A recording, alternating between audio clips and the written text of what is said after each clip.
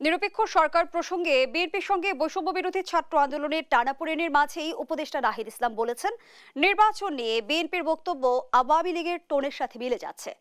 দর্শক, এই প্রসঙ্গে বিএনপি নেতা মির্জা আব্বাস বলেছেন, বিএনপিকে আওয়ামী শিবিরে ঠেলে দেওয়ার চেষ্টা হচ্ছে।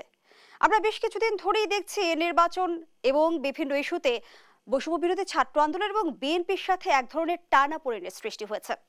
সাম্প্রতিক সময়ে আমরা দেখছি দুটি পক্ষ মুখোমুখি অবস্থানে। কি বার্তা এসবই আজকের আলোচনায় আনতে চাই। দর্শক সবাইকে আমন্ত্রণ জানিয়ে শুরু করছি দেশ টেলিভিশনের নিয়মিত আয়োজন দেশ সন্ধ্যার আজকের আয়োজন। আমি ফারনাস জুই আছি পুরো আয়োজন জুড়ে আপনাদের সঙ্গে। আজকের আলোচনায় আমরা আমন্ত্রণ জানিয়েছি দুজন অতিথিকে। চলুন এ পর্যায়ে পরিচিত হই। স্টুডিওতে আছেন engineer AKM Rezaul Karim, chairman Bangladesh জাতীয়তাবাদী গবেষণা কেন্দ্র। সেই সঙ্গে আরও আছেন ডক্টর স্নিগ্ধা রিজওয়ানা, সহযোগী অধ্যাপক, জাহাঙ্গীরনগর বিশ্ববিদ্যালয়। দুজনকে আমন্ত্রণ জানাচ্ছি আজকের আলোচনায়। ডক্টর স্নিগ্ধা রিজওয়ানা, আপনাকে দিয়ে আলোচনাটা শুরু করি। আপনি নিশ্চয় অবগত আছেন, রাজনৈতিক অঙ্গনে আমরা অভিযোগ পাল্টা অভিযোগ যেমন দেখতে পাচ্ছি, আমরা দেখছি যে বৈষম্য বিরোধী ছাত্র আন্দোলন এবং বিএনপি অনেকটা মুখোমুখি অবস্থানে দাঁড়িয়ে গেছে। আমরা কি এটিকে সুস্থ গণতান্ত্রিক চর্চা হিসেবে দেখব, নাকি উদ্বেগের কোনো কারণ আছে? আচ্ছা, অনেক ধন্যবাদ জুই এবং আমার সহ আজকে আলোচক রেজাউল করিম, ওনাকেও ধন্যবাদ। আসলে জুই, এই যে রাজনৈতিক বাহাসকে আমি সাধু জানাই, কারণ গণতন্ত্রের একটা খুব স্বাভাবিক প্রক্রিয়া হচ্ছে যে আপনি ভিন্ন মত পোষণ করবেন, আপনার মধ্যে তর্ক বিতর্ক হবে, যেটা থেকে আমরা অনেক দূরে ছিলাম। হ্যাঁ, সেটা হচ্ছে একটা প্রসঙ্গ, কিন্তু তার থেকে গুরুত্বপূর্ণ প্রসঙ্গ হচ্ছে যে এই মুহূর্তে আপনি যখন বললেন যে একদিকে হচ্ছে ছাত্রদের অবস্থান, আরেকদিকে হচ্ছে বিএনপির অবস্থান এবং তাদের মধ্যকার দূরত্ব, এখানে সংকটটা ঠিক ওই জায়গায় হচ্ছে না।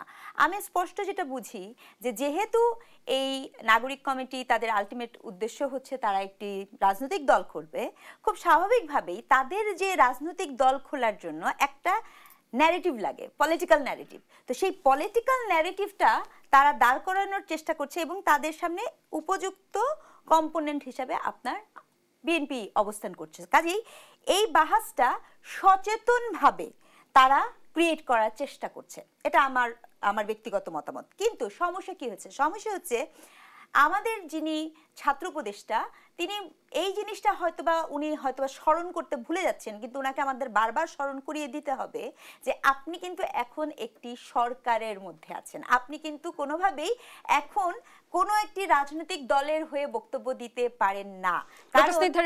যে প্রসঙ্গটি আপনি উত্থাপন করলেন, একই বিষয়ে কিন্তু বিএনপি মহাসচিব উত্থাপন করেছে, সেটি নিশ্চয়ই খুব প্রাসঙ্গিক। হ্যাঁ, এখানে বিএনপির মহাসচিবের সাথে বিষয়টা এটা হচ্ছে একটি স্বাভাবিক প্রক্রিয়া। আপনি চিন্তা করে দেখেন, বিগত যে নির্বাচনে বিএনপি গেল না, বা আমরা যে নির্বাচনকে ওইভাবে ফলপ্রসূ করিনি, সেখানেও কিন্তু একই সংকট ছিল। অর্থাৎ একটি রাজনৈতিক দলের যিনি প্রধান, তার আন্ডারে দেখা যাচ্ছে ইলেকশন হচ্ছে, এবং আমরা কিন্তু সেটারই মনে হয় একটা দীর্ঘ বিরোধিতা করে এসেছি। কাজেই এখন এই মুহূর্তে আপনি যখন ইন্টারিম গভর্নমেন্ট হন এবং আপনি গভর্নমেন্টের থেকে তো কোনো রাজনৈতিক দলের পৃষ্ঠপোষকতা করতে পারেন না, এটা খুব স্বাভাবিক প্রক্রিয়ার অংশ। কিন্তু সেইখানে থেকে, কারণ যত যাই বলেন, অন্তর্বর্তী সরকারের কাজ কি? একটি সুষ্ঠু নির্বাচন করা, সংস্কার করা, এগুলো তো কাজ। তাহলে সুষ্ঠু নির্বাচন করাতে আপনি সরকারের পক্ষ থেকে কোনো রাজনৈতিক দলকে যদি এইভাবে কটাক্ষ করেন, তাহলে তো এখানে একটা বিভেদ তৈরি হয়ে গেল। কারণ এই অন্তর্বর্তীকালীন সরকারকে নিরপেক্ষতা দেখাতে হবে। এই অন্তর্বর্তী সরকারের কাছে মানুষের, সাধারণ জনগণের অনেক প্রত্যাশা। আমি ব্যক্তিগতভাবে মনে করি বাংলাদেশে নতুন রাজনৈতিক দল আসা খুবই জরুরি, এবং সেই হিসাবে রাজনৈতিক দল আসবে।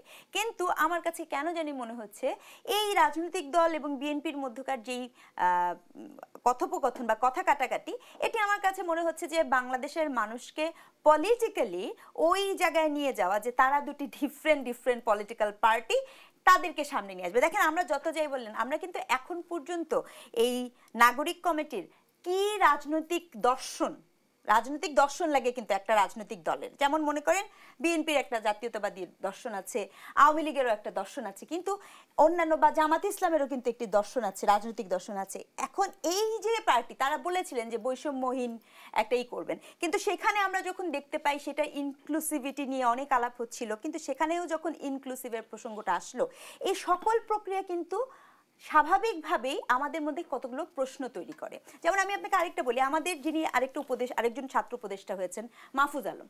আচ্ছা, আপনি আমাকে বলেন তো যে আপনি তো সংবাদ ইস্যুতে আছেন, উনি কোন মন্ত্রণালয়ের উপদেষ্টা?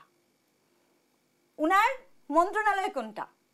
মানুষের তো মন্ত্রণালয় থাকে না, যেমন আমরা জানি যে শিক্ষা উপদেষ্টা হিসেবে কে আদিলুর রহমান কাজ করছেন, বা স্বরাষ্ট্র উপদেষ্টা ওনার মন্ত্রণালয়, এটা সংস্কৃতি উপদেষ্টা ফারুকীকে দেওয়া হয়েছে, আমরা কিন্তু জানি। কিন্তু মাহফুজ আলমের আসলে মানে কোন মন্ত্রণালয়, এই যে দেখেন আপনি এবং আমরা জানি না, এটা তো কোনো স্বাভাবিক প্রক্রিয়া হচ্ছে না। কারণ আপনাকে তো স্পষ্ট করতে হবে যে আমার যে উপদেষ্টা আছেন তার আওতাধীন মন্ত্রণালয় কয়টা। সেই আলাপগুলোতে যত না মনোযোগ বেশি, তার থেকে দ্বিগুণ তিনগুণ মনোযোগ হচ্ছে বিএনপি কি করলো, আওয়ামী লীগ কি করলো, আওয়ামী লীগকে ইলেকশন না দিতে সেদিকে। এই বিষয়গুলো ভীষণ রকমের রাজনৈতিক, এবং আমি যেটা বুঝি যে তারা নিজেরাও তাদের দলের জন্য হোক অথবা তাদের নিশ্চয়তার জন্য হোক, এখানে তারা একটা ডক্টর স্নিগ্ধা রিজওয়ানা, এই জায়গাটা একটু বুঝতে চাই। আপনি বলছিলেন যে সচেতন ভাবে কিংবা উদ্দেশ্য প্রণোদিত ভাবে একটা বাহাস চলছে, কিন্তু আমরা টানাপোড়েনের শুরুটা যদি দেখি, আমরা বেশ কিছুদিন আগে থেকেই কিন্তু দেখছি রাষ্ট্রপতির অপসারণকে কেন্দ্র করে আমরা এক ধরনের বিতর্ক দেখেছি। আওয়ামী লীগ নিষিদ্ধ হবে কি হবে না সেই বিষয়ে বিতর্ক রয়েছে। সম্প্রতি জুলাই ঘোষণাপত্র নিয়েও আমরা দেখছি যে বিতর্ক তীব্র আকার ধারণ করেছে। না, এটা তো ডেফিনেটলি, কিন্তু আপনাকে এটা তো মানতে হবে যে দেখুন, আমি যেটা মনে করি যে বিএনপি একটি অনেক ম্যাচিউর এবং একটি বড় দল। তারা যেভাবে আইন কানুনের বিষয়গুলোকে বুঝতে চাচ্ছেন, আবার কন্ট্রারি, এটা তো খুব সত্য যে ছাত্ররা ভীষণ রকমের একটা সাহসিকতা দেখিয়ে এই আন্দোলনটাকে সামনে নিয়ে আসছে। তারা যেভাবে মনে করেন, হঠাৎ করে আপনি বললেন আপনি রাষ্ট্রপতি সরিয়ে দিবেন, কিন্তু রাষ্ট্রপতি সরালে তো আপনি অনেকগুলো কাজ করতে পারবেন না। তো এই বিষয়গুলো আমার মনে হয় বোঝাবুঝিরও একটা ঘাটতি আছে, এবং সেই জায়গা থেকে প্রাথমিক পর্যায়ে টানাপোড়েনগুলো তৈরি হচ্ছিল। যেমন এটা তো খুব স্বাভাবিক প্রক্রিয়া, আপনার আওয়ামী লীগ নিষিদ্ধকরণ নিয়েও তো একটা অন্তদ্বন্দ্ব আছে, কিন্তু এটা তো আপনি নিশ্চিত হবেন যে আপনার একটি নির্বাচন যখন হতে হয় তখন তারকে বিট করার পার্টি যদি না থাকে, তাহলে তো এটি ওই আমি তুমি ডামি ইলেকশনের মতো হয়ে যায়। সে বিষয়েও কিন্তু কথা বলতে হবে। তো এই যে আলাপ, সেই আলাপগুলা কিন্তু আমরা কেন জানি না, এই আলাপগুলো আসার কথা ছিল ইন্টারিম গভর্নমেন্টের পক্ষ থেকে, কিন্তু এই আলাপগুলো আসছে রাজনৈতিক দলের পক্ষ থেকে। তো এই যে পুরো প্রক্রিয়াটা, এটার মধ্যে আমার কাছে মনে হচ্ছে যে চেষ্টা করা হচ্ছে যে একটি শক্তিশালী বিরোধী পক্ষও তৈরি হোক। এই জায়গা থেকে আমি বক্তব্যটা দিয়েছি যে এটা খুব পরিকল্পিত হতে পারে, ইটস আ হাইপোথিসিস। আবার একই সাথে এটা এজন্যও হতে পারে কারণ আপনার টেবিলে আপনি নিশ্চয়ই জানেন যে নির্বাচন প্রলম্বিত করা এবং নির্বাচনকে তাড়াতাড়ি করা, এই ডিবেটটাও কিন্তু টেবিলে আছে। তো আপনি যখন এটা প্রলম্বিত করবেন তখন আরো অনেকগুলো ডিবেট রেইজ হবে, আলটিমেটলি সময় কালক্ষেপণটাও হবে। কিন্তু আমাদের রাজনীতির ইতিহাস বিবেচনা করলে আমরা দেখেছি যে বিভিন্ন সময় ঐক্যে ফাটল ধরিয়ে সেই বিভাজনের সুবিধাভোগী হয়েছে অন্য কোনো পক্ষ। এবারও কি এই আশঙ্কাটা থাকছে কিনা? আশঙ্কা সবসময়ই থাকছে, কারণ আমি এই যে আপনি তো এই যে কিছুক্ষণ আগে মনে হয় শুনলাম যে একটা সেনা অভ্যুত্থানের কথাও কিন্তু এরকম একটা বিষয় আসছে, আবার 111-এর বিষয়টা আসছে। আমি তো বলবো আসলে 5ই আগস্টের পরবর্তী প্রত্যেকটা জায়গাতেই আমরা কিন্তু এখনোই আমাদের যে রিস্ক পিরিয়ড সেটা কিন্তু পার করিনি। আমাদের দেশটা কিন্তু এখনো আইন শৃঙ্খলা বাহিনী বলেন বা যাবতীয় জায়গায় স্টেবিলিটি, এটি কিন্তু আসলে এখনো আসে নাই। তো খুব স্বাভাবিকভাবেই শঙ্কা হওয়ার অনেক জায়গা আছে। তবে আমাদের সকলেরই সচেতন হওয়া উচিত, এত রক্ত ঝরার পরে আর যেন রক্ত না ঝরে। ধন্যবাদ জানাচ্ছি ডক্টর স্নিগ্ধা রিজওয়ানা।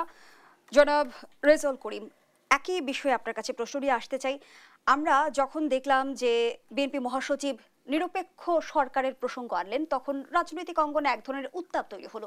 কিন্তু বাংলাদেশের প্রেক্ষাপটে আমরা দেখেছি 12টি নির্বাচন হয়েছে, নির্বাচনকালীন সরকার নিয়ে আলোচনাটা কিন্তু বেশ পুরনো। সেই জায়গা থেকে রাজনৈতিক দল হিসেবে বিএনপির এমন বক্তব্য তো আসলে নিশ্চয়ই স্বাভাবিক প্রক্রিয়া হিসেবেই ধরে নেওয়া যায়, কি বলবেন? আপনি যদি 5ই আগস্টের পর থেকে লক্ষ্য করেন আর কি, যে 8ই আগস্ট ডক্টর ইউনূসের নেতৃত্বে একটি ইন্টারিম গভর্নমেন্ট প্রতিষ্ঠা হয়। এরপরে গত 2-3 মাস আগে হাইকোর্টের একটি রায়ে তত্ত্বাবধায়ক সরকারকে পুনর্বহাল করা হয় আর কি। তো আপনার এই যে সামনের নির্বাচনকে আমরা এক্সপেক্ট করতেছি আর কি, এই নির্বাচনটা যাতে অবাধ, সুষ্ঠু, নিরপেক্ষ হয়, সেই কারণে আপনার একটি অন্তর্বর্তীকালীন সরকার বা একটি নিরপেক্ষ সরকার লাগবে।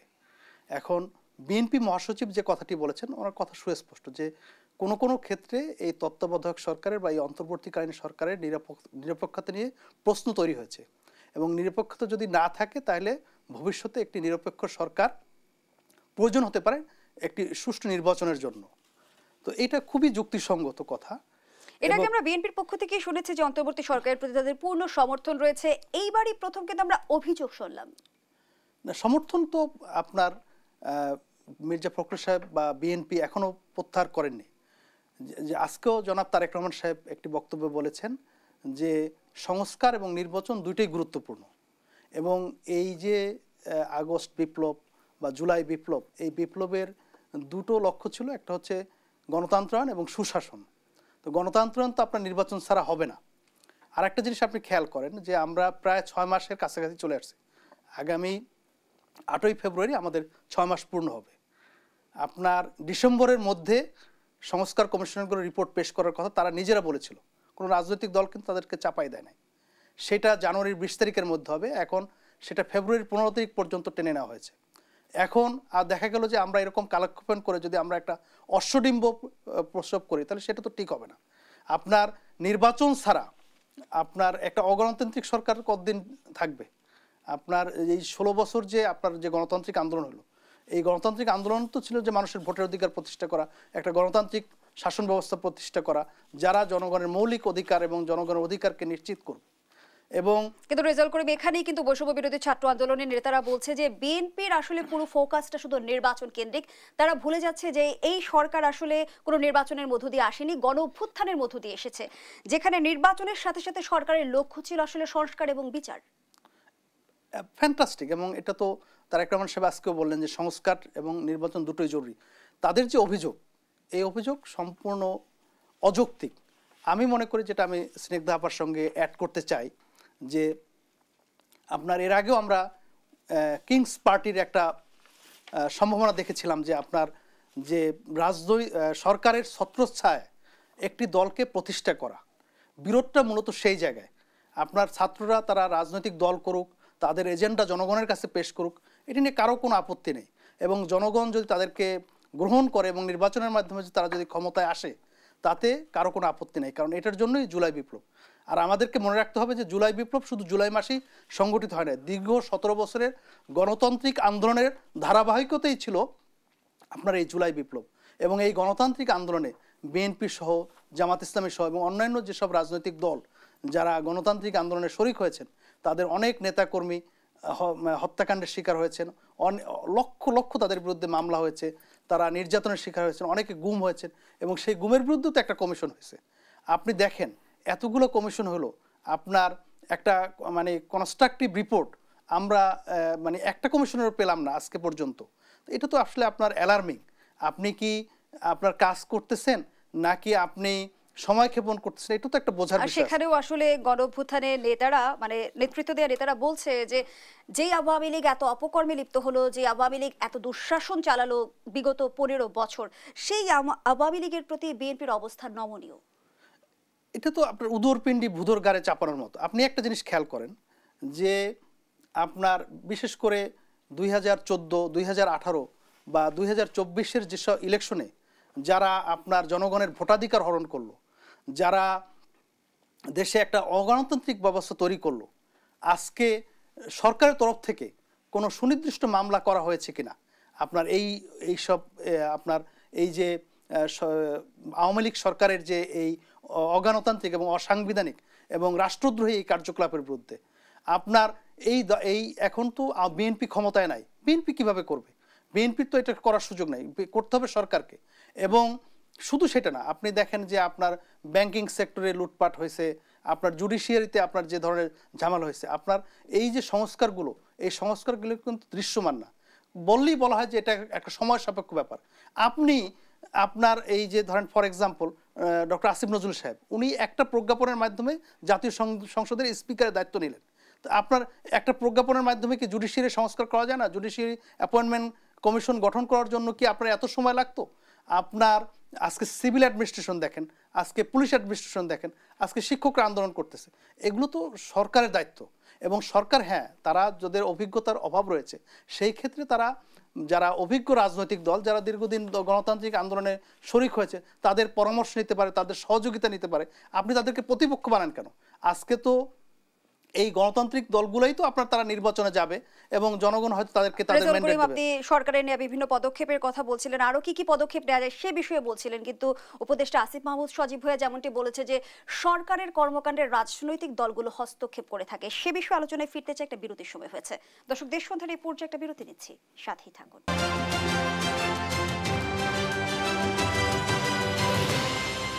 ফিরে এলাম, দেখছেন দেশ টেলিভিশনের নিয়মিত আয়োজন দেশ সন্ধ্যা। কথার রাজনীতি শিরোনামে চলছে আজকের আলোচনা। আবারও ফিরছি অতিথিদের কাছে। জনাব রেজাউল করিম, যে আলোচনায় আমরা ছিলাম, আপনি বলছিলেন সরকারের আসলে কোন কোন ক্ষেত্রে আরো সক্রিয়ভাবে পদক্ষেপ নেওয়া উচিত, কিন্তু উপদেষ্টারা আবার অভিযোগ করছে যে সরকারের বিভিন্ন পদক্ষেপে বা বিভিন্ন কর্মকাণ্ডের রাজনৈতিক দলগুলো হস্তক্ষেপ করে থাকে। হ্যাঁ, সেটা যদি তারা অভিযোগ করে কোন কোন ক্ষেত্রে তারা হস্তক্ষেপ করেছে সেটাও সুস্পষ্ট করা দরকার। এটা তো একটা জেনারেলাইজ অভিযোগ। আমি মনে করি যে তাদের যে অনভিজ্ঞতা রাষ্ট্র পরিচালনায়, কারণ বেশিরভাগ আপনার উপদেষ্টাদের দেখবেন যে এর আগে উপদেষ্টা হওয়া বা মন্ত্রী হওয়ার কোনো অভিজ্ঞতা ছিল না। তারা আসলে এই সিভিল অ্যাডমিনিস্ট্রেশনকে বা তাদের মন্ত্রণালয়কে ডিল করতে পারতেছেন না। আর সে কারণেই এখন রাজনৈতিক দল থেকে কোনো পরামর্শ আসলে তারা মনে করেন যে এটা তাদের উপর চাপিয়ে দেওয়া হচ্ছে। কিন্তু আজকে দেশের যে সমস্যা, ফর এক্সাম্পল আপনি দ্রব্যমূল্যের ঊর্ধ্বগতি কথাই চিন্তা করেন, সেখানে হঠাৎ করে আপনার একটা বিভিন্ন আইটেমের উপর, ইভেন খাবারের আইটেমের উপর ভ্যাট চাপিয়ে দেওয়া হলো, আবার সেটা প্রত্যাহার করা হলো। জনগণের যখন দাবি উঠলো, দাবির মুখে প্রত্যাহার করা হলো, সেটা এখন পর্যন্ত কার্যকর হয়নি। তো এই যে একটা আপনার মুশকিল বা একটা আপনার তাদের যে অদক্ষতা, এটাতে কিন্তু জনগণ ক্ষতিগ্রস্ত হচ্ছে। আপনার জনগণ কিন্তু তাদের নাভিশ্বাস উঠে যাচ্ছে। আপনি জুলাই বিপ্লবের ফসল তো জনগণের ঘরে উঠতে হবে। আপনার এখন পর্যন্ত কোনো সংস্কার দৃশ্যমান হলো না। তারপর দেখা গেছে যে আপনার বলা হচ্ছে যে অমুক দল চাঁদাবাজি করে, অমুক দখল হচ্ছে। এগুলোর সমস্ত দায়িত্ব কিন্তু এই বর্তমান সরকারকে নিতে হবে, কারণ তারা জনগণের জানমালের নিরাপত্তা দেওয়ার জন্য তারা শপথ নিয়েছে এবং তারা সরকারে রয়েছে। এখন তারা যদি এটা পরিচালনা করতে ব্যর্থ হয়, তাহলে সেই ক্ষেত্রে কিন্তু তারা স্বেচ্ছায় পদত্যাগ করে আপনার অন্য কাউকে সুযোগ করে দিতে পারেন এই দায়িত্ব পালন করার জন্য। কিন্তু আপনি চেয়ারে থেকে আপনি যদি দায়িত্ব পালন না করেন, সেটাও কিন্তু সঠিক নয়। ধন্যবাদ জানাচ্ছি আপনাকে ডক্টর স্নিগ্ধা রেজওয়ানা। যেমনটি আমরা দেখছি যে বিএনপি এবং বৈষম্য বিরোধী ছাত্র আন্দোলন বিভিন্ন ইস্যুতেই আসলে মুখোমুখি অবস্থানে। সেই জায়গা থেকে যেমনটি আসলে হাসনাত আব্দুল্লাহ বলছে যে নতুন রাজনৈতিক দলকে বিএনপি তাদের দলীয় স্বার্থের বিপক্ষে হুমকি হিসেবে দেখছে, আবার তারাই অভিযোগ করছে যে আওয়ামী লীগের প্রতি বিএনপির নমনীয়তা। আচ্ছা, অনেক ধন্যবাদ। আসলে যেটা হয়েছে যে দেখেন, আমার এটা একটা দুঃখজনক একটা আপনার প্রশ্নের সাথে আমি একটু সংযোজন করছি যে আমি তো একজন শিক্ষক। আমি জানি যে মানুষের জীবনের প্রতি মুহূর্তে পরতে পরতে রাজনীতি বিরাজমান, কিন্তু আমি এই কথাটা মনে হয় দেশ টিভিতে আগেও বলেছি বা বিভিন্ন জায়গায় বলেছি যে এই যে এই শিক্ষার্থীরা কিন্তু বাংলাদেশের সকল সময়ের বিপদের একদম তারা হচ্ছে একটা আশার আলো। এখন এই শিক্ষার্থীদের আগে দুটো জিনিস পরিষ্কার করতে হবে, তারা কি রাজনীতিবিদ নাকি তারা শিক্ষার্থী। আগে কিন্তু এই আলাপটাতে আসতে হবে, কারণ আপনি একই সাথে শিক্ষার্থী এবং একই সাথে রাজনীতিবিদ হয়ে আপনি কিন্তু একটি নির্বাচনে অংশগ্রহণ করতে পারবেন না। এটা খুব স্বাভাবিক ব্যাপার, তাই না? আপনি তার মানে কি আপনি নেতৃত্বের দিকে যাচ্ছেন। এখন বিএনপি ছাত্র জনতার ইসেকে ভয় পাচ্ছে বা তাদেরকে হুমকি মনে করছে, এটা আমি আপনাকে একটু আগেই বলেছি।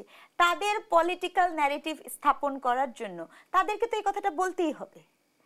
আপনি দেখেন, আপনার দীর্ঘ সময় ধরে আমরা কি করেছি, আওয়ামী লীগের বিপক্ষের শক্তিকে বিএনপি এই প্র্যাকটিসে ছিলাম। তার আগে কে ছিল? জাতীয় পার্টি। সেটি তো কোনো গণতান্ত্রিক সরকার ছিল না, সে একচ্ছত্র সরকার ছিল। এখন এই মুহূর্তে আপনি যে কোনো অর্থে আপনাকে তো দুটি দলকে দাঁড় করাতে হবে, মুখোমুখি অবস্থানে আনতে হবে, দুটি দলকে সামনাসামনি করতে হবে, এবং সেটি নিয়ে কিন্তু জনগণ ডিসাইড করবে অমুককে ভোট দিব না তমুককে ভোট দিব।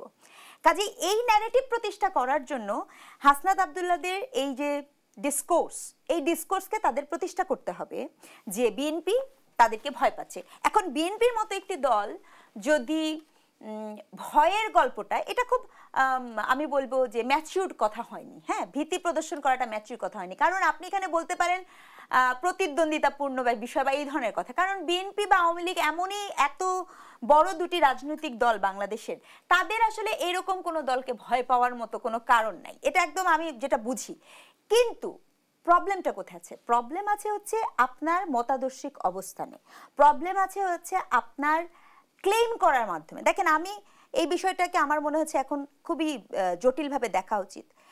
আমি অ্যাজ ইফ দেখতে পাই যে 5ই আগস্টের গণ অভ্যুত্থানটাকে অনেকগুলো পক্ষ আছে তারা নিজেদের বলে দাবি করে। মানে কখন আপনি শুনবেন যে এই পুরো কৃতিত্ব হচ্ছে ছাত্রদের, কখন আপনি শুনবেন এই পুরো কৃতিত্ব হচ্ছে ছাত্র শিবিরের, এরকম এরকম আপনি অনেকগুলো ব্র্যান্ডিং এর চেষ্টা চলছে। গণ অভ্যুত্থান কোনো পক্ষের হয় না, গণ অভ্যুত্থান জনগণের হয়। এই যে স্বাভাবিক ধারণা, এই ধারণাতে যদি অস্পষ্টতা থাকে, গণ অভ্যুত্থানে সাধারণ ঘরের মা থেকে শুরু করে সবাই যখন রাস্তায় নেমেছে, সেটি কোনো দলকে দেখে নামেনি, কোনো দলের ইন্ধনে নামেনি, নেমেছে সন্তানের নিরাপত্তা বিধানে, নেমেছে সন্তান লাশ হয়ে ফিরছে ঘরে তার এগেনস্টে। গণ অভ্যুত্থান একটা দীর্ঘ চলমান প্রক্রিয়ার একটা ফসল, অর্থাৎ আউটবাস্ট করেছে মানুষের ভেতরে জমা ক্রোধটা আউটবাস্ট করেছে। আপনি যখন এইটাকে ক্লেম করতে যাবেন, সেটি যে দলই করুক, আমি বলবো যে তাদের বোঝাবুঝির অনেক সংকট আছে। এবং বারবারই কিন্তু অন্তর্বর্তী সরকারের ম্যান্ডেট নিয়ে প্রশ্ন তুলছে রাজনৈতিক দলগুলো। সেই পরিপ্রেক্ষিতে আব্দুল্লাহ যেমনটি বলেছে, অভ্যুত্থানের ফলে গঠিত হওয়া সরকারের ম্যান্ডেট 60 থেকে 70% ভোট পেয়ে নির্বাচিত হওয়া রাজনৈতিক দলের চেয়েও বেশি। দেখেন, আমি এখনো মনে করি যে এই যে গণঅভ্যুত্থানে যেই দলটি গঠন করা হয়েছে, সেটি তো আসলে সেটি শুধু নির্বাচনের ব্যাপার না, সেটি কিন্তু মানুষের এক ধরনের চাওয়া পাওয়া আশা থেকে করেছে। এবং আমার মনে হয় না কোনো দলই আসলে এই বর্তমান সরকারের ম্যান্ডেট নিয়ে কোনো ধরনের প্রশ্ন তুলেছে, এটা আমার কাছে চোখে পড়ে না। এমনকি আমি আসলে বিএনপিকে এরকম কিছু বলছি, সংস্কার ইস্যুতে কিন্তু আমরা প্রশ্ন তুলতে দেখেছি। সংস্কার ইস্যুতে প্রশ্ন আসতেই পারে, কারণ আপনি দেখেন সরকার যদি কোনো ভুল কাজ করে, তাহলে তো আপনিও প্রশ্ন তুলবো না? এটা তো নাগরিক হিসেবে আমার অধিকার, নাগরিক হিসেবে কিন্তু এটা আমার অধিকার। আপনি এই সরকারকে আমরা প্রশ্নবিদ্ধ করছি, এই সরকারের কাছে আমাদের অনেক চাওয়া পাওয়া আছে, আমরা এই সরকারকে প্রশ্নবিদ্ধ করবই, এটাই কিন্তু গণতন্ত্রের স্বাভাবিক চর্চা। শুধু এই সরকার কেন, ভবিষ্যতেও যে সরকার আসবে, বিগত সরকারের সমস্যা কি ছিল, আমরা তাকে কোনো প্রশ্ন করতে পারতাম না, জবাবদিহিতার আওতায় আনতে পারতাম না। এই যে ভাই বলল 6 মাস হয়ে যাবে, এই প্রশ্ন কি এখন আমরা তুলব না যে 6 মাসে কি কি বিষয় আপনি পরিবর্তন করতে পেরেছেন? আপনি জানেন যে দ্রব্যমূল্য কি পরিমাণ বাজারে তার ঊর্ধ্বগতি, আমরা কি এই প্রশ্ন করব না যে আমাদের দ্রব্যমূল্য কেন নিয়ন্ত্রিত হচ্ছে না? এগুলো তো খুব স্বাভাবিক প্রশ্ন। এখন কথা হচ্ছে যে প্রশ্ন তুলা মানেই কিন্তু সরকারের ম্যান্ডেট নিয়ে প্রশ্ন করা না, এটাও একটা বুঝতে হবে ব্যাপারটা। আমি প্রশ্ন তুলতেই পারি, এই যে আমি আপনাকে বললাম যে সরকারের থেকে কি আপনি সরকারের করতে পারেন কিনা, কোনো পার্টি করতে পারেন, কারণ ওনারাও কিন্তু বলেছেন, নাহিদ ইসলামের একটা বক্তব্য ছিল না যে উনি পদ ছেড়ে দিবেন যখন উনি ছাত্রদের দলে যোগ করবেন, তার মানে উনি তো ওয়াকিবহাল। তাহলে ওটা যেহেতু উনি ওয়াকিবহাল, এটাও ওনাকে ওয়াকিবহাল করতে হবে। আর এই তর্কটা কেন আসছে জুই জানেন? এটা তো আপনাকে মানতেই হবে, যারা এই ইন্টারিম গভর্নমেন্টের বিভিন্ন উপদেষ্টার দায়িত্বে আছেন, I'm sorry to say and with due respect, এদের মধ্যে এমন অনেকেই আছেন যাদের একটি সাধারণ অফিসে চাকরি করার অভিজ্ঞতাও নাই। তো স্বাভাবিকভাবেই তাদের অনেক বিষয়কে আমাদের নাগরিক হিসেবেও কিন্তু প্রশ্ন করার সুযোগ দিতে হবে, কারণ আমরা কিন্তু সবাই সময়ের সাথে সাথে শিখি। তো এই জিনিসগুলো কিন্তু তাদের ধরা পড়ে। এবং আপনি দেখবেন, আপনি এত উঁচু পর্যায়ে থেকে আপনি ফেসবুকের মতো একটা ইস্যুতে আপনি বারবার ফেসবুকে পোস্ট দিচ্ছেন, ঠিক আছে, আপনি কিন্তু ভুলে যাচ্ছেন আপনি কিন্তু এখন একটা পদাধিকার বলে গুরুত্বপূর্ণ পজিশন হোল্ড করেন, আপনি কিন্তু এখন সেই বিষয় নিয়ে কোনো কথা বলতে পারেন না। আবার আপনি কি করছেন, ওই পোস্টটাকে ডিলিট করে দিচ্ছেন, রাত্রেবেলায় দিচ্ছেন, ভোরবেলায় ডিলিট করছেন। এগুলো কারণ আপনি এখন কোনো সাধারণ আমজনতা না। তার মানে কি, তারা এই প্রক্রিয়ার মধ্যে দিয়ে এখনো ধাতস্থ হতে পারছেন না, কাজেই সেটা নিয়ে আমাদের প্রশ্ন তুলতেই হবে। আর হ্যাঁ, আপনি এটা আমি বলতে চাই, বাংলাদেশের মানুষ কিন্তু, আমি 2008-9-এর কথা বলবো না, কিন্তু আমি 2014 থেকে বলতে চাই যে বাংলাদেশের মানুষ কিন্তু দীর্ঘদিন কোনো নির্বাচনে আসলে ওই অর্থে যায়নি, নির্বাচনী কোনো পরিবেশও তৈরি হয়। কিন্তু এই যে বলছে যে তারা পদ ছেড়ে দেবে বা পদত্যাগ করে রাজনৈতিক দলে যোগ দেবে, সেখানেও তো নিশ্চয়ই রাজনৈতিক দলগুলো থেকে প্রশ্ন আসবে কবে পদ ছাড়বে, আর পদত্যাগ করলে আসলে কখন নাগাদ পদত্যাগ করলে সেটি আসলে সর্বমহলে গ্রহণযোগ্য হবে, সে প্রশ্ন নিশ্চয়ই আসবে। আমি সেই আলোচনায় ফিরতে চাই, আবারও বিরতির সময় হয়েছে। দর্শক, দেশ সন্ধানের পর্যায়ে আবারও বিরতিতে যাচ্ছি, সাথেই থাকুন।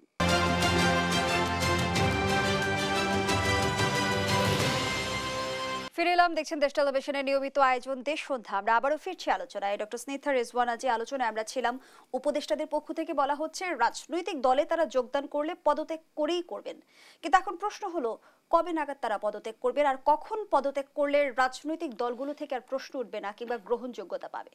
দেখুন, আমি মনে করি যে তাদের আসলে যেহেতু তারা ইন্টিম গভর্নমেন্টে আছেন, তাদের ম্যাচুরিটি ওখানে হতো যদি তারা বলতেন যারা উপদেষ্টা পরিষদে আছেন তারা আসলে কোনো রাজনৈতিক দলের সাথে যুক্ত নন। এটি হচ্ছে এক্সপেক্টেড, কারণ আপনি সবসময় দেখবেন যে যারা এই জায়গাটায় যায় তাদের আসলে ওই ধরনের কোনো সুযোগ নেই। আপনি যখন এই ধরনের একটা কথা বলেন যে যোগদান করলে, তখন আমার খুব স্বাভাবিকভাবে আমার মনের মধ্যে হতে পারে ও আচ্ছা, তার মানে কিছু একটা গোছানো হলে আপনি এই নৌকাটা ছেড়ে আরেকটা নৌকায় উঠবেন। এটি কিন্তু ভীষণ রকমের জাতি হিসেবে আমাদের জন্য কিন্তু খুব প্রবলেমেটিক। এই ধরনের বক্তব্য আসলে রাজনৈতিকভাবে আমি বলবো বিচক্ষণ সম্পন্ন বক্তব্য না। এই ধরনের বক্তব্য এক ধরনের উস্কানিমূলক বক্তব্য। এই ধরনের বক্তব্য হচ্ছে ফাটল করানোর বক্তব্য। আপনাকে এখানে স্পষ্ট করতে হবে, দেখুন যত উপদেষ্টা আছে সকল উপদেষ্টার কাছে কিন্তু যে কোনো পার্টি, যে কোনো রাজনৈতিক দল, যে কোনো সংগঠন তাদের নানা সমস্যা নিয়ে যেতে পারবেন, তাদের সাথে কথা বলতে পারবেন। এটি হচ্ছে একটা স্বাভাবিক পরিবেশ। কিন্তু যখনই আপনি এই ধরনের একটা বক্তব্য দিবেন তখন কিন্তু আপনি ওই উপদেষ্টার কাছে কিন্তু আর যাওয়ার কোনো সুযোগ থাকে না, তখন কিন্তু ওই ডোরটা বন্ধ হয়ে যায়। এই যে আমি আপনাকে যে বারবার বলছি একটা বিচক্ষণতার অভাব, এই বিচক্ষণতার অভাব কিন্তু 6 মাস আগেও ছিল, এখন প্রায় 6 মাসের কাছাকাছি এখনো আমরা এই বিচক্ষণতার অভাব দেখতে পাচ্ছি, এবং সেটি যতক্ষণ চলতে থাকবে ততক্ষণ পর্যন্ত কিন্তু একটি সুষ্ঠু নির্বাচনের পরিবেশ নিশ্চিত করা আমাদের পক্ষে সম্ভব হবে না। এবং আমি আপনাকে আরো বলি, আপনি যদি পরিবর্তন, দেশের মানুষ অবশ্যই পরিবর্তন চায়, সেক্ষেত্রে আমরা কি দাবি করেছিলাম সবচেয়ে প্রথমে, সেটি হচ্ছে স্বচ্ছতা, জবাবদিহিতা। আমি খুশি হতাম যদি আমাদের এই যে যত পার্টিগুলো আছে, নতুন যে পার্টি ফর্ম হচ্ছে অথবা যারা আছে, তারা তাদের সোর্স অফ ফান্ডিং জনগণের সামনে প্রকাশ করুক, ইনক্লুডিং বিএনপি সহ। তাদের সোর্স অফ ফান্ডিং কোথা থেকে আসে? জাতীয় পার্টি আমি জানি না ইলেকশন করতে পারবে কিনা, জামায়াতের ফান্ডিং কোথা থেকে আসে, বা নতুন দল হচ্ছে তাদের ফান্ডিং কোথা থেকে আসে? এটা জনগণের দাবি যে আপনাকে পরিষ্কার করতে হবে। আপনাকে পরিষ্কার করতে হবে আমার কোনো, আপনার প্রার্থী যারা আছেন তাদের কোনো বিরুদ্ধে কোনো মামলা আছে কিনা, এগুলো তো স্বাভাবিক বিষয়। এই সকল বিষয়ে মনোযোগ হওয়ার কথা ছিল, কিন্তু সেটি না করে আপনি এতগুলো সংস্কার কমিশন করেছেন, সংস্কারের দরকার আছে, কমিশন করেছেন, সংস্কার কমিশন প্যারালালি কাজ করবে, কিন্তু আপনি আগে এটা করেন। আচ্ছা, নির্বাচন কমিশনের গঠন করে ফেললেন আপনি, অথচ নির্বাচন সংস্কার তো এখন পর্যন্ত আমরা জানিই না যে নির্বাচন কিভাবে হবে, কয় আসনে হবে, মানে দ্বিকক্ষ হচ্ছে নাকি সংখ্যানুপাতিক হারে হচ্ছে না কি হচ্ছে। আগে না আপনি আপনার পলিসিগুলোকে নিশ্চিত করবেন, তারপরে না আপনি সকল রাজনৈতিক দলের সাথে বসে নির্বাচন কমিশন গঠন করবেন। সেটা কি করা হয়েছে? তাহলে সেটাও তো আপনি করা হয়নি। তাহলে হচ্ছেটা কি? প্রশ্নটা ওখানে এসে থাকে। সমন্বয়হীনতা দেখতে পান কি? হ্যাঁ, এই যে বললাম যে কোনো কোঅর্ডিনেশন নাই, বিভিন্ন পক্ষ কে কোথায় কবে কখন কি করছে তার কোনো কোঅর্ডিনেশন নাই। আপনার নিশ্চয়ই মনে আছে যে হঠাৎ করে আমরা জানতে পারলাম যে আরো কয়েকজন উপদেষ্টা এই করবেন। আমরা আজও কিন্তু জানি না কেন উপদেষ্টার বিশেষ সহকারী উপদেষ্টা হলেন, কারণ বিশেষ সহকারী তো একটা গুরুত্বপূর্ণ পদই ছিল, এটা কিন্তু আমরা জানি না। আবার এও দেখবেন ডক্টর ইউনূস যে সম্প্রতি উনি যে সুইজারল্যান্ডে গেলেন, উনার এই স্টেটমেন্টটা আর এর আগের স্টেটমেন্টের মধ্যে একটা বিস্তর ফারাকও আছে। কাজে সমন্বয়হীনতা শুধু না, আমি তো আমার কাছে মনে হচ্ছে যে টিম ওয়ার্ক বলে যে একটা কিছু আছে, এই জিনিসটা ভীষণভাবে মিসিং। এখানে কোনো টিম কাজ করছে। ধন্যবাদ জানাচ্ছি রেজাউল করিম। যেমনটি আসলে জাতীয় নাগরিক কমিটি বলছে, যারা বিচার এবং সংস্কারকে বাধাগ্রস্ত করার চেষ্টা করবে তাদেরও পরিণত হবে আওয়ামী লীগের মতো। হ্যাঁ, খুব ভালো কথা আর কি। আপনার এই জুলাই বিপ্লবের একটা লক্ষ্যই ছিল যে দেশে সুশাসন প্রতিষ্ঠিত হবে, এবং আজকে যদি এই বিচারহীনতার যে বাধা সৃষ্টি, সেটা তো আর কোনো রাজনৈতিক দল, বিএনপি বা জামাত বা অন্যান্য যেসব রাজনৈতিক দল গণতান্ত্রিক আন্দোলনে শরিক হয়েছিল তারা কেউই করছে না। কারণ এখন অন্তর্বর্তীকালীন সরকারের দায়িত্বে যারা আছেন তারা নিরপেক্ষতার দাবি নিয়েই সরকারে আছেন, যদিও জনগণের পক্ষ থেকে অনেকের ব্যাপারে একেবারে সুনির্দিষ্ট অভিযোগ ছিল যে তারা নিরপেক্ষ নন, কিন্তু তারপরেও তারা নিরপেক্ষতার দাবি নিয়েই সরকারে আছেন। তো বিচারহীনতা যদি মানে এখনও এই সংস্কৃতি থাকে, সেটার জন্য দায় দায়িত্ব বর্তমান সরকারকেই নিতে হবে, কারণ এই বিচার করার দায়িত্ব তাদের ছিল। আজকে গুম কমিশনের রিপোর্ট আপনার আমরা এখন পর্যন্ত মানে পূর্ণাঙ্গ রিপোর্ট, যে রিপোর্টের মাধ্যমে আর কি যে কতজন লোক গুম হলো এবং তাদের পরিণতি কি, যেমন গুম কমিশনের চেয়ারম্যান সাহেব বলেছেন যে আমরা মনে হয় না যে 430 জনের মতো লোককে আবার ফেরত পাবো। এটা সুনির্দিষ্টভাবে কিন্তু সরকারকেই নিশ্চিত করতে হবে, এবং যারা এই গুমের সঙ্গে জড়িত ছিল তাদেরকে বিচারের মুখোমুখি করা এটা সরকারি দায়িত্ব। যেহেতু একটু আগে যেটা আমি বললাম যে আপনার এই যে যারা আপনার ভোটারবিহীন নির্বাচন করলো, ভোটাধিকার হরণ করলো, এদের বিরুদ্ধে যে রাষ্ট্রদ্রোহিতার মামলা, সেটার কোনো প্রস্তুতি আমরা দেখছি না। বিচার বিভাগকে যে আপনার একটা পুনর্গঠন করা, আজকে বিচার বিভাগের ঘাড়ে বন্দুক রেখে আপনার সংবিধানকে কাটাছেঁড়া করা এবং বিভিন্ন ধরনের রাজনৈতিক হত্যাকাণ্ড হয়েছে, পলিটিক্যাল কিলিং হয়েছে, সেইগুলোর আপনার যে একটা পুনর্গঠন বা বিচার, সেটা কিন্তু বর্তমান সরকারের দায়িত্ব। বিরোধী দল না, রাজনৈতিক দল শুধু পারে সরকারকে সহযোগিতা করতে। সেটা যদি সরকার সহযোগিতা চায়, এখন সরকার তাদেরকে সহযোগিতার পরিবর্তে যদি বিষেধগার করে বা তাদের বিরুদ্ধে বক্তব্য দেয়, স্টেটমেন্ট দেয়, তাহলে তার আপনার এটা দুঃখজনক এবং সেটা গণতন্ত্রের পথে বাধা, এবং এটা একটা অজুহাত হিসেবেই আপনার এটা থাকবে। গণঅভ্যুত্থানের পর আমরা যে ঐক্যের কথা শুনছি, সেই ঐক্যে কি ইতিমধ্যে তাহলে ফাটল ধরে গেল? আমি এভাবে দেখতে চাই না। কারণ হচ্ছে যে আপনার যেমন প্রধান উপদেষ্টা উনি কিন্তু কয়েকবার বলেছেন যে আপনারা দ্বিধাহীন চিত্তে আমার সমালোচনা করুন, এবং আপনি দেখবেন যে আমি এখানেও এই স্টুডিওতে কয়েকবার এসেছি বা অন্যান্য স্টুডিওতে যাই, আপনার সেখানে আমি কিন্তু একদম খোলা মনে কথা বলতে পারছি।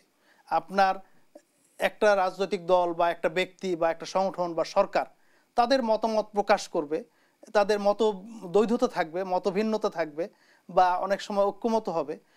মত দ্বৈধতা থাকলে, মতভিন্নতা থাকলে যে এটা আপনার ঐক্য বিনষ্ট হয়ে গেল, বিষয়টা এরকম না। আমরা যদি গণতন্ত্রের জন্য, সুশাসনের জন্য একমত থাকি, সেটাই হচ্ছে বড় কথা।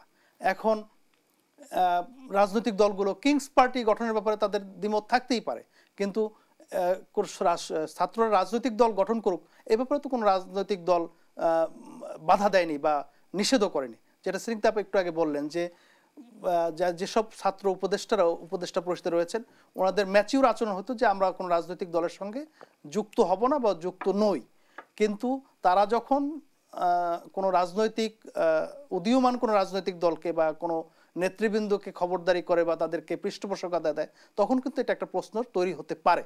সুতরাং সেই বিষয়গুলোকে তাদের একটু খেয়াল করে কাজ করা দরকার। বিএনপি যখন এই প্রশ্নটি তুলছে যে ছাত্ররা উপদেষ্টা পরিষদে আছে, উপদেষ্টা যেমন নাহিদ ইসলাম বলেছে যে প্রশাসনের স্তরে স্তরে বিএনপি লোক আছে, সেটিও তো নিশ্চয়ই বিবেচনা করা উচিত। হ্যাঁ, তাদেরকে তো কেউ নিষেধ করে নাই যে প্রশাসনের বিভিন্ন স্তরে যদি বিএনপির লোক থাকে তারা সেটা বিবেচনা করুক, কিন্তু কিভাবে তারা বিএনপির লোকজন আছে সেটা তাদেরকে ক্লিয়ার করতে হবে। কারণ গত 17 বছরে, 15 বছরও ঠিকঠাক, কারণ হচ্ছে যে 1/11-এর পর থেকেই বিএনপিকে এলিমিনেশনের ট্রাই করা হয়েছিল, বিএনপিকে চরমভাবে আপনার মানে ভঙ্গুর করে বিনষ্ট করার জন্য চেষ্টা করেছিল। সে কারণে বিএনপি নেত্রীকে জেলে পাঠানো হয়েছিল, বিএনপির যে বর্তমান ভারপ্রাপ্ত চেয়ারম্যান তাকে পঙ্গু করে বিদেশে পাঠানো হয়েছিল, দলকে খণ্ড বিখণ্ড করার চেষ্টা করেছিল, দলের অফিসকে আপনার দখল করা হয়েছিল, এবং এহেনও কোনো কাজ নাই যেটা 1/11-এর গভর্নমেন্ট করে নাই। এবং খুব পরিতাপের বিষয় যে আপনার আজকে নাহিদ সাহেব বলেন যে বিএনপি 1/11-এর মতো একটি সরকার চায়। সবচেয়ে ক্ষতিগ্রস্ত দল 1/11-এ বিএনপি, এবং সেই থেকে যে গণতান্ত্রিক পদ্ধতির প্রতি যে একটা আঘাত, সেটা আপনার এটা আমরা আশা করেছিলাম যে 8ই আগস্টের সরকারের মাধ্যমে সেটা নির্মূল হবে, কিন্তু আমরা এখনও দেখতে পাচ্ছি যে প্রশাসনের ভিতরে ঘাপটি মেরে থাকা লোকজন বা এই বর্তমান সরকারেও আপনার আগের ফ্যাসিস্টের সহযোগী বিভিন্ন জায়গায় এখনও কিন্তু ফ্যাসিস্টের সহযোগী রয়েছে। আপনি দেখবেন যে এই বাংলা একাডেমির পুরস্কার, সেখানে আপনার মুজিব বন্দনা করে এরকম লেখক পুরস্কার পেয়েছেন। তো আপনার বিএনপির লোকজন কোত্থেকে থাকবে, কিভাবে থাকবে? আর বিএনপি তো নিষেধ করে নাই যে আপনার বিএনপির লোকদের। ধন্যবাদ জানাচ্ছি রেজাউল করিম। ডক্টর স্নিগ্ধা রেজওয়ানা, শেষ প্রশ্নটি আপনার কাছে রাখতে চাই। যেমনটি জাতীয় নাগরিক কমিটির আহ্বায়ক নাসিরউদ্দিন পাটোয়ারি বলেছে, জিয়াবাদ, মুজিববাদ, আমরা কোনো বাদ বাংলাদেশে চাই না। কেমন হবে সামনের দিনের রাজনীতি সেই প্রেক্ষাপটে? না, দেখুন, আমার কাছে বিষয়টা মুজিববাদ বিগত সরকার যে রেজিম ছিল তারা নানাভাবে সেটা বলেছে, কিন্তু আমার মনে পড়ে না যে আসলে বিএনপি যখন ক্ষমতায় ছিল তারা কখনো জিয়াবাদ নামে কোনো ডিসকোর্সকে সামনে নিয়ে এসেছিল। তো এটা খুব ভালো হতো যদি নাগরিক কমিটির এই পাটোয়ারি সাহেব আমাদের কাছে আগে এটা পরিষ্কার করতো, কারণ দেখেন যারা তরুণ তারা তো এটাও জানতে চায় যে জিয়াবাদ কি জিনিস, কারণ গত 15 বছর ধরে তো আমরা জানিই না, আমরা এটাও জানি না যে জিয়াবাদ কবে থেকে আসলো। যখন আপনি এই ধারণাগুলোকে আমাদের স্পষ্ট করবেন যে মুজিববাদ জিয়াবাদ এই দুইটা কিভাবে এক বা কিভাবে ভিন্ন, তারপরে না আমি সিদ্ধান্ত নিব যে আসলে দুটাকে আমার গ্রহণ করা উচিত নাকি ত্যাগ করা উচিত। কিন্তু ঘটনা হচ্ছে এই মুজিববাদ জিয়াবাদের পাশাপাশি সমন্বয়কবাদ যদি চলে আসে তাহলে বিষয়টা কিন্তু ভীষণ বিপজ্জনক। কাজে এই ধরনের রেটরিক টার্ম ইউজ করা আমি বলবো ভীষণ রকমের প্রবলেম। অসংখ্য ধন্যবাদ জানাচ্ছি ডক্টর স্নিগ্ধা রেজওয়ানা, ধন্যবাদ জানাচ্ছি রেজাল করিম আপনাকে। দর্শক এখানেই শেষ করছি দেশ টেলিভিশনের নিয়মিত আয়োজন দেশ সন্ধ্যার আজকের আয়োজন। ধন্যবাদ এতক্ষণ আমাদের সাথে থাকার জন্য।